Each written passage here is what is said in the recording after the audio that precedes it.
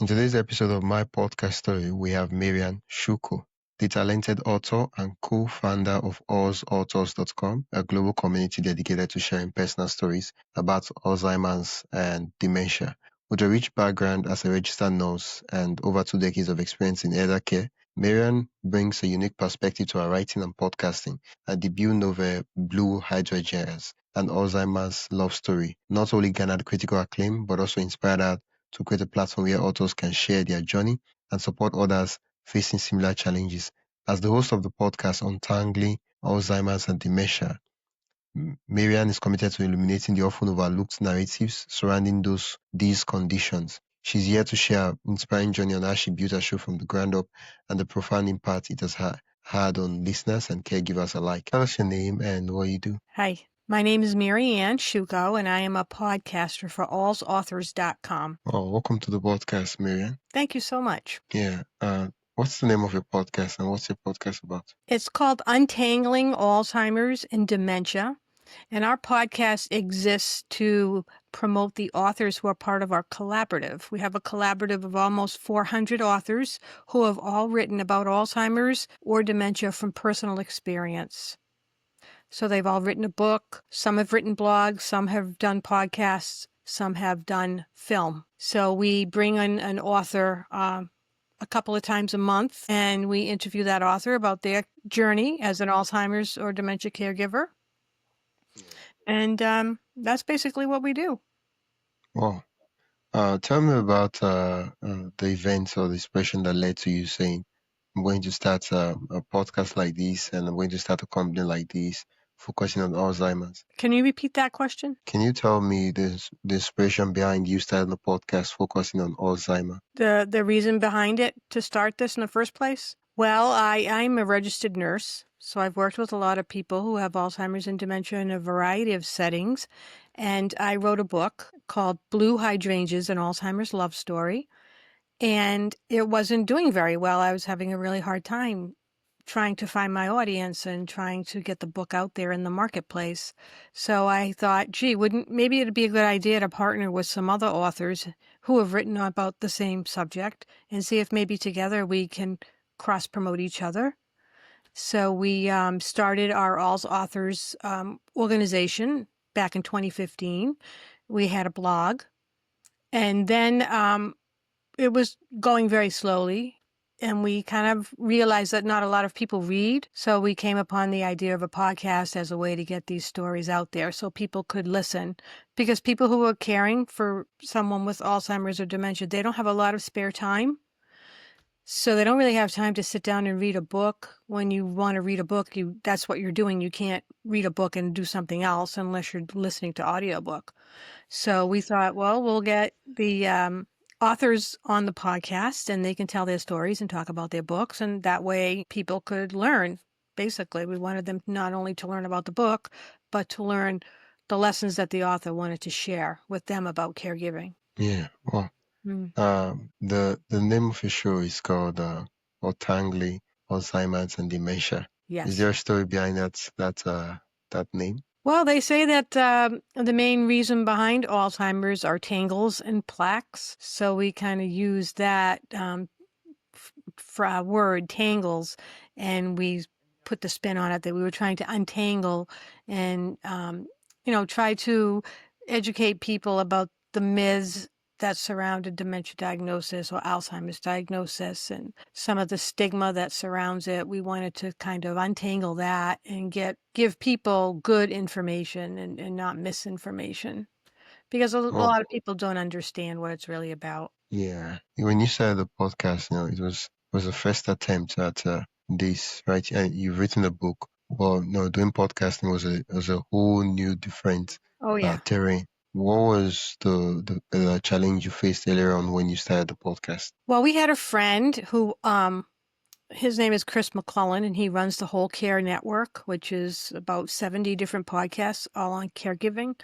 But at the time, he didn't have that many. He was getting started, and he saw potential in us. He saw that one of the assets that we had that we came to podcasting with was a slate of guests. So I have never had to go scramble to look for a guest, have hundreds of guests already waiting to be interviewed. So he thought it would be a really great idea for us to do the podcast. And I didn't want to do it. And we thought it was a great idea, but nobody on my team wanted to take it on. We were all, I was 57 and most of my partners were older than me. And we just felt at that place in life, we didn't really want to have to learn. Like, I didn't want to have to learn some whole new technical thing. It just was very daunting. I had already written a book. I had published a book. I had learned the internet. I had learned how to make a website. I learned social media. I learned all these things. And then just the idea of the podcast was like way out there. So I was like, no, I'm not going to do it. But he kept after us. You guys should really do this. It'd be so great. You have so much to offer and you'll be good at it and I'll help you. So everybody agreed this would be a great idea. And we think Marianne should do it. Because I was the leader, so I said, "Okay, I'll try. I'll give it a shot." And I knew nothing, so I got a book about podcasting. I listened to a lot of podcasts, so I was familiar with that. Can you remember the book? Yeah, it's called "So You Want to Be a Podcaster" is the name of the book. Wow. I actually have it here. Do you want to see it? Yeah, please. Let I me actually see. have it on the bookshelf. Let me dig it up. I just looked at it the other. Oh, I know why the book sounds familiar. I think I've What? seen a title like that. It's called "So You Want to Be a Writer." Yeah. Oh, it's similar to that. It might even maybe it's the same author, but now I can't find the book. Ooh, when the world needed it most, it vanished. Yeah, I just was looking at it yesterday. I'm going through my books, and now I don't see it, so I must have moved it. So, oh, here it is. All right, no, it's called "So You Want to Start a Podcast." Wow. That's it. Can you see wrote the it? book? Oh, yeah, It's yeah. Kristen Meinzer, Meinzer. Kristen Meinzer. Oh, Yeah. So I got a book because that's how I always do things. And that's what's the basis of all authors is if you have a question about a subject, go get a book. So at the time I work in at a college in New York. I live in New York in the United States. And I work in the health office and we always would have a work study student. So I had a work study student that semester. He was in the new media. That was his major. And he worked in audio and video production was his thing. So I said to him, I'm thinking about starting a podcast. Do you think you can help me? And he said, yes. So he really helped me a lot learning about how to do the files and finding a good, editing tool. And I started creating podcasts. So it was really hard. I didn't know anything about splicing and dicing audio feed. And it was all audio in the beginning. And I wanted to, I wanted it to be very professional sounding. I didn't want to make a fool out of myself. And I didn't want to make a fool out of the people I was interviewing either. They were, they were important. So I ended up putting it together. It took me like a year before I finally published the first episode.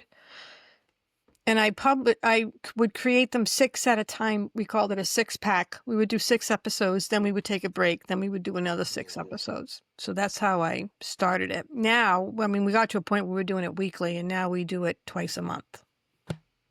Why do you think it took up to 1 year before, you had the idea, you had the book and everything? Yeah, I had everything. It was just a very well. I'll be honest with you. Two things happened.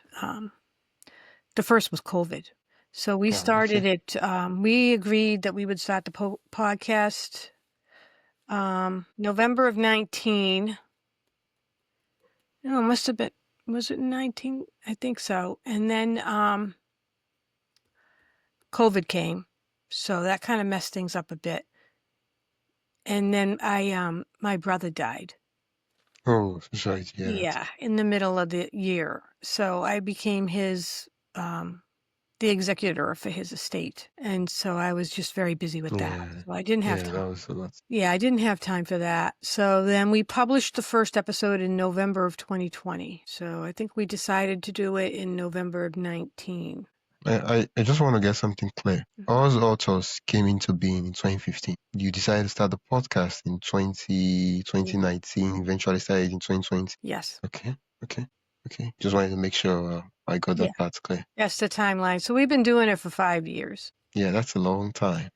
Yeah, and we do it consistently, we put them out, we do 2 or 3 a month now. Yeah, I just want us to go back a bit, right? The very first interview, can you still remember what it felt like? To launch the first one? The very first interview, can you still remember what it felt like? Oh, well, I was very fortunate because the woman I interviewed was this lovely lady in England who was very famous for her Alzheimer's. Her name was Wendy Mitchell. And she was diagnosed with early onset Alzheimer's and written a book about it. And she was kind of like, going all over England, being interviewed on television and podcasting and everywhere, doing speeches. She ended up writing, I think, 3 books. So she was my very first interview. So, it was just an honor for me to meet her and to be able to tell her story. And I really wanted to do it right. And I kept, the Yeah, editing was terrible because she had a lot of like, I don't know, what do you call it, verbal tics. And I was trying to edit some of them out. And then finally I realized, I can't do that. yeah, So, yeah, but it was very exciting. And then when we launched them, it's nerve-wracking because what are people going to say? Does it sound good? I used to listen to them all the time. Now I don't listen to them anymore. But it was very exciting to hear the first one, seeing it out there on Apple, and that's where I listen to Apple Podcast. So see mine there. yeah. Yeah. Once the episode was released, and no, it's there's this sweet feeling that comes from creating a podcast and releasing it out there and going to where the different players, whether Apple Podcast, and just seeing the podcast amidst the different podcasts on the app and realizing that, wow, this is my podcast, and Mhm. realize that I'm the host of this podcast. I created this one.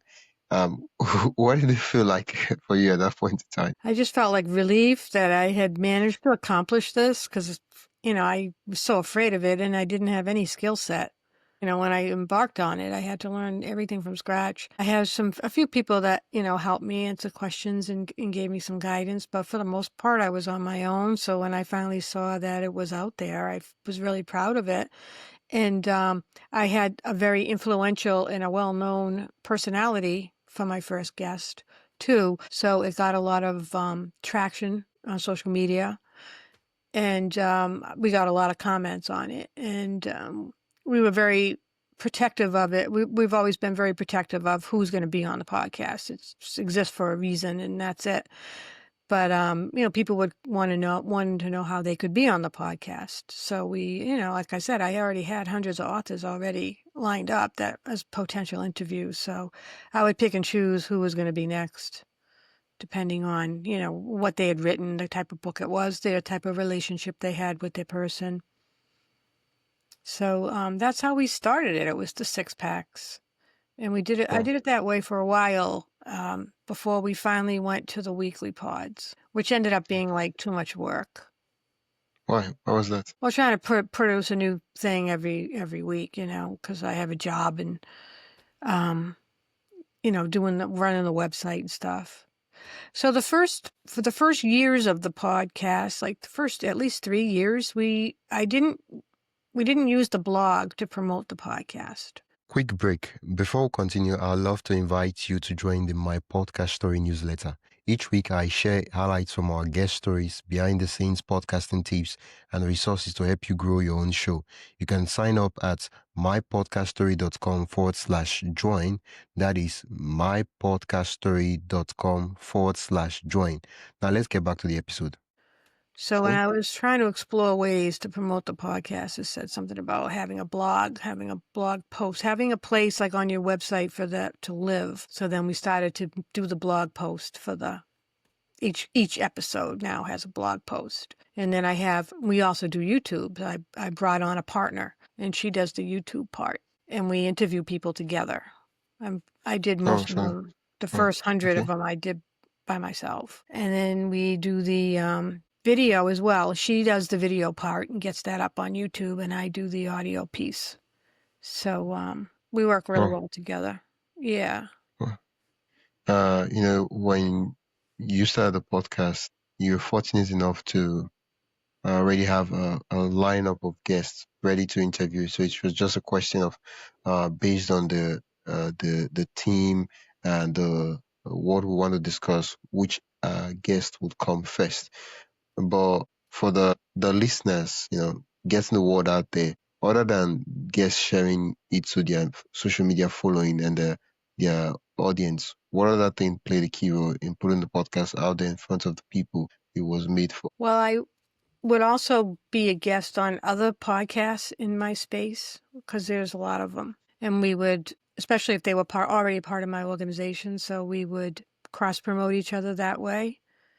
And we have a very robust social media presence. We're on most of the channels, Facebook, Twitter, Instagram, LinkedIn, Blue Sky, I'm on Threads. I think that's most of them. So I have a team, and one person manages a different social media channel. So we would push the stuff out that way. And, we got to the point like where it was based on the blog. So we would push out the blog post. And so that would had the podcast is embedded in the blog post. And the link to YouTube is also in the blog post. So that would help to drive more traffic to the website. Instead of like just to Apple Podcast, it would come to our website. So then people can see everything that we have to offer, which is a lot more than a podcast. Oh, Does that make sense? Yeah, it does make sense. Yeah. Yeah, because we have all the books, we have the blog, we have resources that we give away. We do events. All of our events are recorded. We do panel discussions. Right now we're in the middle of a film festival. So we record everything. We do book clubs. So when we have a book club meeting, we record the meeting. That becomes a podcast. Okay. You mentioned you do a book club. How does that play into the timeline of the podcast? What's the book club about? How often do you meet for the book club? We would do a monthly book club. We've done it a few different times over the years with different other organizations, a partner. So we would choose the books. Usually the team would select the type of book and which author we're going to invite to join us. And then we would let people know that this is the book for this month and we are meeting on this day. And when you come to the meeting and the author is present and you get to meet the author and you get to talk to the author as part of the book club. And then we record that. And so listeners can, if they weren't able, whether or not they even read the book or whatever, if they were just interested in hearing that story, they could tune into the podcast and hear what they missed. Oh, at what point in the timeline of the podcast did it feel, did you get to the point where you're like, well, I'm a podcaster now. Wow, this is real. I'm not just groping in the dark, hoping I find my way. I think I know what I'm doing now. Oh boy, I can't think back. I think when we hit like the 100,000 downloads. Wow. Yeah. When was that? That was, I don't know, a year or so ago. Well, now we're like pushing 160,000. So that was a big deal when I didn't really pay attention. I'd look and see how much every week, what is this, like 3,000 a month or whatever. And once in a while, and I'd go and I'd do the thing to tally them up. Yeah. And then next while we were at like 98,000 something, I said to the team, we're gonna hit 100,000 downloads like in the next couple of months, and nobody could believe it. Wow. But yeah, that was exciting. And so now we're at well over 150. I usually check like once a month when I have to do my report for the board meeting. How many downloads do we have? We have 154 episodes. Oh, so yeah, that's a lot. You've partnered with the Whole Care Network, the Health Podcast Network, the Baby Boomer. What's the partner? What kind of partnership are we talking about? What types of partners do I have? Yeah, you've partnered with the Whole Care Network, the Health Podcast Network. I'd love to know the kind of partnerships and the arrangements that's in place. Well, we're partnered with the Whole Care Network, and so he hosts all of the podcasts. So we use a channel called podcast.co, which is based in the UK. And he provides that for us. We don't have to bear the expense of any of that. I just, go in there and upload my files when they're ready. As far as like working with other people and promoting, we work with other organizations that are in this dementia space, like the All Home Care Matters podcast. He has a huge podcast. And I just was working on a newsletter and thanking all these people for helping us advertise the film festival. So it was like Fading Memories podcast, Dementia Spring. They're not a podcast; they're a blog. Love Conquers Alls, which is another podcast. The Happy Healthy Caregiver, and some others that we promote each other. And we've interviewed each Okay. other. Some of them, like they've written books or they have done something that puts them into our collaborative. They're considered an ALS author. So if you're one of our authors, that's what we call you, an ALS author. So those people are part of our network and our partnerships. We're also on Okay. we're on the Health Podcast Network, which is another United Kingdom network, Okay. and we got on So to how's that different from the whole care network? it's just a whole different, it's in another country and they have all kinds of different podcasts on there. The whole care network is all about caregiving for the most part, and not just Alzheimer's and dementia, but any type of caregiving that people might do, for other disease processes or for children or whatever. And then the whole Health Podcast Network is more about like health in general. We're one of the, if not the only Alzheimer's podcast on there. There are very few. And a lot of them are more like for medical professionals and, not lay people so much. Like the whole care network is for like lay people, for family caregivers. Oh, the part I'm trying to like get to is, for the whole care network, they take care of the hosting for the podcast, and you also get to collaborate with the other podcasts in the network. For the health podcast network, since the whole care network has already taken care of the hosting, I'm curious, what does the health podcast network do for the podcast? I just provide, the RSS feed to them, and then my podcast shows up every time I publish one. It shows up on their network. Oh, okay, Yeah, that's okay, it's pretty simple. okay. Yeah, makes sense. You know you started the podcast on a subject that is very, very important, Alzheimer, right? Um, have you ever gotten a message feedback from your listeners? Yeah, all the time. Okay, well, which one would you say is your favorite that you Oh boy, can't forget in a hurry? they're on my actually on the website.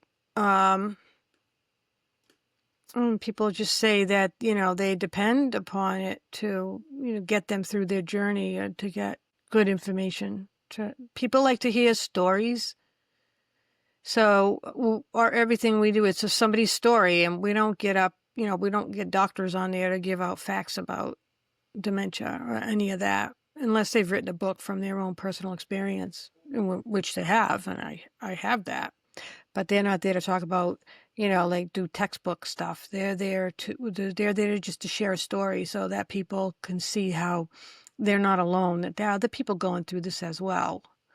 Because a lot of people feel very isolated and alone and may not realize there are other people in their community that have the same issues. And when you hear somebody's story, like some people will say, that was my story too. Like I'm going through the exact same thing. It meant so much to me to hear, so-and-so talk about, how, her sister doesn't help her and how resentful she is. That's like a common topic when my siblings don't help and I'm doing this all alone. So there are common topics that come about, and people like to hear that. Yeah, yeah. The work you're doing, it's as I said earlier on, it's very important. It's a topic that having a podcast where people can listen and realize that, oh, I'm not alone in this. There are other persons who've gone through this too. And so when they're going through this, they'll remember the stories of these guests that have been on the podcast and have shared their story. And so that gives them hope. Um, how do you measure success for the podcast? Well, like most podcasters, obviously we look at the downloads to see who's listening. That's really Okay. important. And the comments and the support that we get from like the other people that we work with as well too, and the feedback that we get, so that tells us, you guys are doing really great work. We really appreciate what you do. It's important. So that to me means it's successful. We are not monetized, so we don't make money on the podcast. It's a very cheap enterprise for us. We don't spend a lot of money on it. It doesn't cost us a lot of money. We don't make any money. I don't want advertising. A lot of podcasts have advertising where they break into the middle of the episode with some things, and I just don't want somebody to be like spilling their guts about this horrible thing that happened to them and get cut off because of some product that's unrelated. I just draw the line there. So the only advertising we do is we advertise our own products and our own events, and so Okay. we don't take in any revenue. That was a decision that we made, which I think people appreciate, because I know when I hear the advertisements, that's when I hit fast forward. Uh, I admit I, it. I admit it. the I don't want to hear it. Most of the advertisements are not related to me or to my life, so I Yeah, don't want to waste my and time. then there's a particular sound that all ads have. I don't know. You can tell, like, if you just click on a random point on the episode and you just start playing, within 5 seconds you can tell this is an ad, right? Because there's a way they start sounding. Oh, no, no, no, no, like ad, skip, skip, skip, skip, skip. Yep. Move ahead. See you later. Yeah, I hate when yeah, you but turn one on and it's like the first 5 minutes all ads. yeah, yeah. That's why I was listening to the podcast and I was like, this is the first. I don't like if over the first 2 minutes was ad on, upon ad and upon. I was like, when are we going to get to the show? And I was like, I was scared for them because like I'm just starting the podcast. I've not even gone into it for you to be giving me enough ad. I'm not even hooked yet on the episode, and here you are giving me 5 minutes of ad. I'm like, I guess it works for them. That's why they keep doing it. Yeah. Well, they're there to make money, and so that's like not our purpose. We're a nonprofit, and nobody makes any money working for us. We all volunteer, and we have a small budget, but nobody is here because they want to make money. We're here to help people. Yeah. It's a non-profit, and I'm curious. Usually non-profits they take donations, and Yep. uh, the is there a system for the podcast, for people to support the non-profits through the podcast? Is there a system for what? To get donations? Yeah, like Yeah. if Yeah. It's I love the mentioned. work you do. It's mentioned in the outro to the podcast that we are in 501c3, and yes, we exist because of donations. So if you feel inclined to support our mission, please donate with the website. We give the website to go for How's donation. that been working out? I have no idea. I don't know. When we get donations, I don't know what motivated. Oh, yeah, It could be a lot of yeah, things. I didn't set up the system, so I didn't. I could have put in a box like, where did you hear about Oz Authors, or what made you want to donate? And it could have said the podcast. I don't know that it's on there. I didn't, yeah. It's one most of of the those things you just. donations come in through the authors themselves. Oh, There okay. are fees like submission fees and things like that, promotional fees that they have to pay. So they're more like Oh, a fee than a donation. is it a fee or is it a donation? It's a fee. They have to pay now. We restarted that recently this year. We imposed a promotional fee, which included the podcast. Okay. So, and other things, a blog post, and you get to be the author of the month at the top of the website, and you get a social media blast, and different things like that. Different promotional things. We had to do that because we started, we were having a hard time raising the money to keep doing what we do. We give books away. We do a lot of charitable work. Well, that's it makes sense now. You mentioned that you recently started doing this. To do the what? To charge a fee? Yeah. Yeah, we started charging a fee in the middle of the year this year. So I think from September on, those were all paid. So prior to that, like we didn't do the featured author of the month, or we didn't have that designation. So, and for an author to be like on a website at the top of the page, the homepage is kind of a big deal. That's a pricey spot. You have to pay for that. It's like book websites, because we are a book website. Then there's a fee to submit your book for consideration. And one of the reasons why we impose fees is because we were 6 months ahead of schedule, and we didn't like that, because what would happen is by the time the author's podcast or their post came along, and went public, they were like now 6 months behind, and they were 6 months ahead, and they had forgotten all about it. So we Oh, wanted to keep it fresher, so we do the podcast, and the podcast comes out in a couple of weeks or a month. But we had to wait like 6 months. So when we imposed the fees, then the submission rate dropped because we couldn't keep up with the submissions, which is a good problem to have. I see how everything is connected together. When you started the episode, you talked about the podcast, talked about starting the podcast. But since it's a non-profit podcast, started as a project to help people, right? Not to make money.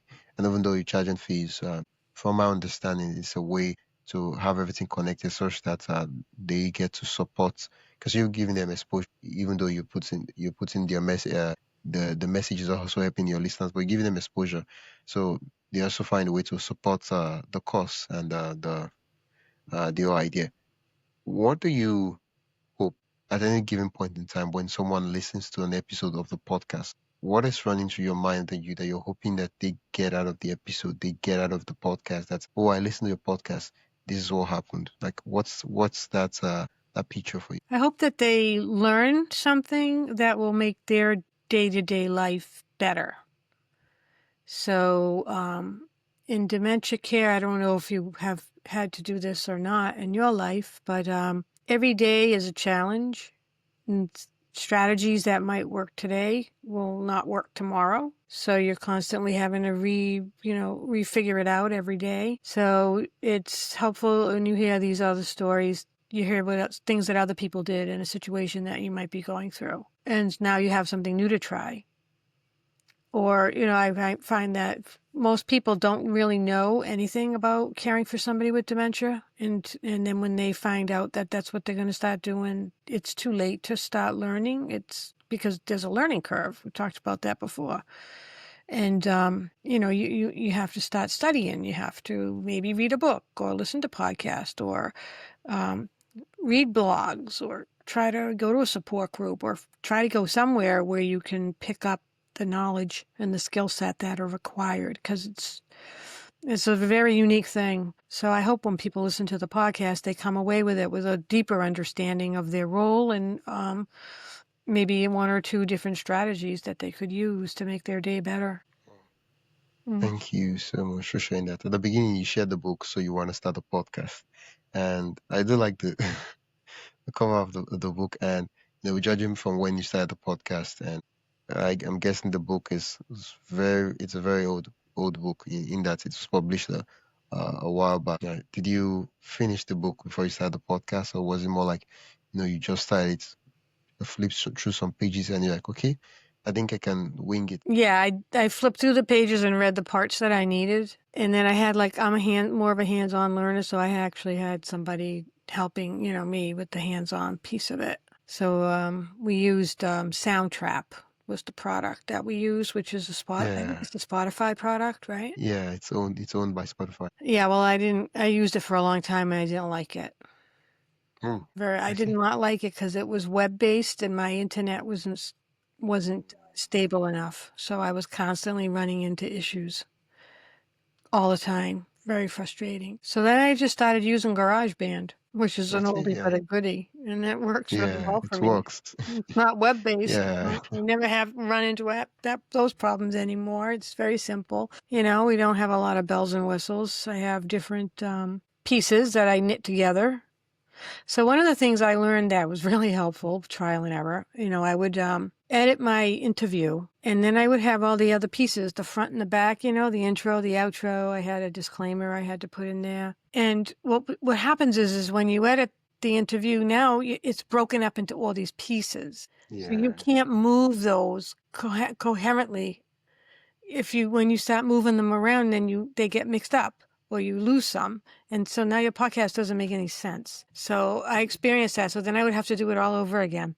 Well, then I realized after I edit the podcast, I download that into a single file. And so now I have Yeah. the whole thing in one piece. And then I add in the other pieces. So when I had to train Yeah. my person my partner who came to help, that was the one thing I told her. I said, don't try to work with that interview all chopped up because you're going to drive yourself crazy. Yeah, I'm curious. Does GarageBand allow you to do internet interview, remote interview? I don't know. So what do you use to do? Like when you're interviewing authors, what do you We use use to? Zoom.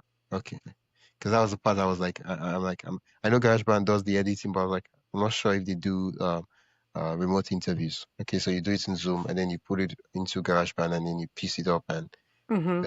make Yeah, everything it's a intact. process. Like I said, Yeah, it's a low budget yeah, it podcast. works. It's That's simple and it works. yeah, it works. That's the most important thing. we've looked at Riverside, we've looked at other tools, and I'm just like, I don't want to put the time in, have to learn how to do this. I just want to keep going. Yeah, it works. It's cheap. It It saves you sounds time. good. I It's don't, dependable. So yeah, what else are we looking for? yeah, and it doesn't cost any money. Yeah, well, that's lovely. Other than GarageBand, is there any other tool you currently using behind the scenes that you love to share with us? I like to use Castmagic, which Wow, is I an use that AI too. tool. You use it too? Yeah, I use that too. Yeah, I use that, and I build out like all of my show notes, my blog post, my newsletter, and then it gives me like my rough draft, and then I start from there. And otherwise I was like reinventing it every time. Then that was really time consuming. And it does a really good job. Yeah, And the more you use it, the better it does. yeah, it does a very good job. And I like the fact that you can customize the prompts, right? So Hmm. if it's you can tell it, okay, this is the kind of thing I want you to generate, and you put a prompt, and instead of prompting it every time, it will just do it for you, and you just go in and copy and paste, and that's it. Yep. Yeah, I love it. We've been using that for a while. And before that, we were using Capshow, and that was good too, but that was very expensive. Did you Twice, get more than twice enough Castmagic money. What was it? lifetime deal? No, I didn't get the Castmagic lifetime deal. I know when that Oh, came around. I know, but you know what? Yeah, I don't know how much longer we'll be using it. So maybe again we'll see. But yeah, I did look into that. I don't know why I think I was just busy and I just missed the boat. oh, oh, makes sense. Because Yeah, I got the lifetime deal, so now I don't have to pay for the two, and I yeah. enjoy it every month. Those deals are good. I got one like that for Publer. I don't know if you know Publer. Yeah, yeah, social media, Yeah. Do you have that one? yeah, I yeah. bought the Publer like when it first came out. It was $39. I bought like Wow, that's cheap. lifetime top of the line membership, and then I didn't use it. I bought it first. I wanted to use it for Twitter, and you couldn't use it for Twitter. So I said, okay, well, I have this thing. Someday. And then we were using a different tool, and we wanted to switch. And then I remembered I had this Publer thing. So I opened that back up again and saw, I just took our entire social media platform and put it right in there. And What it about Twitter? doesn't cost anything. What? What about Twitter? What? Twitter. Is it? Twitter? No, we Yeah. don't. They don't do Twitter. My partner, she does Twitter manually every day. Oh, okay. Yeah, because they're only Okay. doing one channel. Yeah. I think the reason they don't do Twitter is because Twitter is quite expensive compared to the other social channels. Like they Right. charge them very, very expensive rates, so Yeah. they just cut that part out of it. Wow. So Publer, Castmagic, Publer, GarageBand. Castmagic. Am I missing something? Oh, I don't know what else. Well, we have a WordPress website. We Yeah. had that for a long time before the podcast. That predates it. We use SendFox for our newsletter because we send out a Yeah. newsletter. They do have a lifetime deal there. Yeah, you buy and then you only have to pay every time for every 1,000 subscribers. You have to pay $10 for every 1,000 subscribers. That's right. SendFox. That's my deal. So I don't have to worry Okay. about it. Okay. I don't have to worry about it. It's pretty simple. We were using MailChimp, and that had a lot of bells and whistles, things we never took advantage of. And it was very expensive to use that. Frankly, we said we need to find something more reasonable. So we discovered this, and it was easy for everybody to use. So we just went to the SendFox. Yeah. Okay. So we do the newsletter every time when we have a new, podcast or a new author with a podcast, and we send out the newsletter to the list. So Wow. we got that covered too. Yeah. Well, thank you for that recommendation. Looking forward, what are some of the next, the vision, goals, projects you're looking forward to working on for the podcast? Well, right now, we're focused on our film festival, so we're recording all of the film discussions we have with our filmmakers every month. So that's our podcast, and we have new author every month. Next year, we're going to be doing a major transition, and we're going to continue with the author interview. And we're going to be partnering with a much larger podcast. So I don't really know exactly what we're going to be doing, but we may continue with a book club again because it's just like such a natural thing for us to have. And people appreciate that. We get a small crowd, but they get a lot of downloads. So I'd like to continue with that maybe. And then the panel discussions. So what we do is we bring together 3 or 4 different authors to talk about a subject that, they've all written about, and they have a conversation. And it's live. And if people don't show up, we don't care because we consider it to be a podcast interview with our audience. So it doesn't matter how many people show up, even if nobody shows up. We're getting our recording. So we're going to continue with that, and we'll see where it takes us. We were trying very hard to get grants. That didn't work out. We have not gotten any grant money. Trying hard to get more publicity so that people will discover us, mainly because we want the caregivers to find the books. Not that we're not going to make money on it. So we're just looking to get the books out there to more and more people, so people realize. Some people don't even realize that they can read a book about being a caregiver. They'll see the book and they'll go, "Wait, what's this?" Well, these are all books about being a caregiver. Who are you taking care of? Your mother, your father, your husband? Who? We got books for all of that. We got kids' books. We got poetry books. I got fiction, nonfiction, memoir. We got everything. So we want people to know that they can read and learn from that. And we can help you find the right book for you. So you're not wasting your time, because time is precious. So you're not wasting your time looking for a book and like, do I need this book? Is this going to really help me? Read it, maybe buy it, waste your money, read it, waste your time. Oh no, this didn't help me. I don't really connect with this person. You can learn about the person and discover if you connect with them through the podcast or through, what they've written on the website before you buy a book. Yeah. That's kind of how it works. Thank you so much, Marianne. It's been an absolute delight chatting with you. Probably 6 months from now, 1 year, I'll have to circle back and see, how's it going? How did the first film festival turn out? Have you gotten a grant for the podcast? And all these some of these goals you've shared with me. Where can listeners listen to the podcast and also connect with you? You can find it on our website, which is Alz Authors, alzauthors.com/podcast. That'll take you right to the podcast page. And we're on like a dozen or more different platforms. There's a lot of platforms like Spotify, Apple, iHeartRadio, Pandora, a bunch of others that are a little more obscure for me, but they're there. And you can listen to it right there on the website. Just click play. And if you go to the blog, you'll find all the blog posts that the authors wrote, and many of the more recent ones will have the podcast embedded in the blog post too, so you could listen to it there. And you can find us on social media on all the major platforms: Facebook, Instagram, Twitter, LinkedIn, Blue Sky. I think there's 5 of them. And I guess that's it. You can find us on the Whole Care Network as well. Yeah. Can you say the full name of the podcast again? Yes, it's Untangling Alzheimer's and Dementia and Alz Authors podcast. Thank you so much, Marianne. Thank you. I'll add the links you mentioned in the description so listeners can click and go directly to the site. It's been an absolute delight chatting with you. Thank you. That's it for today's episode of my podcast story. I hope you enjoyed listening to this journey as much as I enjoyed sharing it with you. If you found value in today's episode, make sure to subscribe and leave a review. It really helps others discover the show. And don't forget to join the newsletter at mypodcaststory.com/join for more stories and podcasting insights. Until next time, keep telling your story because someone out there needs to hear it.